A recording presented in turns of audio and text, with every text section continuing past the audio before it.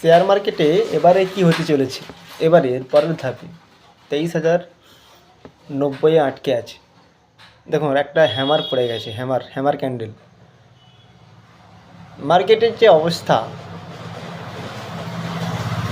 যদি পরে যদি 22,800 ভাঙে, তো এরপরে আটকানো যাবে না, 21,000 চলে আসতে পারে। এই যে ভাঙলে র্যালি দিবে রেড ক্যান্ডেলের, বড় ভয় লাগছে। কিন্তু বাস্তব এটাই, 2025 আমেরিকার ভালো গেলেও আমাদের শুরু থেকেই খারাপ। জানি না এই রেড আর রেডের ক্যান্ডেল কবে শেষ হবে। অলরেডি 30% চলে গেছে, এরপরে আবার আটকে আছি। এরপরে যদি পড়েই তো 10-20% তো নিয়েই নেবে আগে, মানে এই সপ্তাহ যেটা আসছে নতুন করে একটা সপ্তাহ, এবং তার পরের সপ্তাহে। তো কথা হচ্ছে যে মার্কেটের অবস্থা খুবই খারাপ, মার্কেটের পরিস্থিতি খুবই খারাপ। এরকমভাবে ফাঁসাবে মার্কেট কল্পনাও করতে পারিনি। ধৈর্য একটা পরীক্ষা হয়, আর সে পরীক্ষাটায় সকলকে অংশগ্রহণ করতে হয়।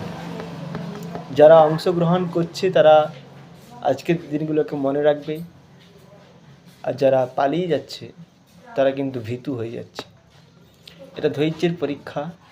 তোমরা 30% লস করতে পেরেছো, আরও 20% লস করতে পারবে না? আরও 10% লস করতে পারবে না? আমার তো মনে হয় লস করে নেওয়া উচিত।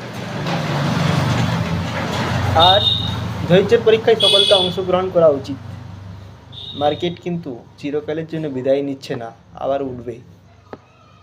আজকে যাদের কারণে আমরা হার মানছি, দিনের পর দিন ধৈর্য ধরাচ্ছি, তারা হচ্ছে রিটেলার, যারা টাকা তুলে নিচ্ছে এবং এফআইআই কিনে নিচ্ছে, এফআইআইকে বেচে দিচ্ছে বলতে পারে।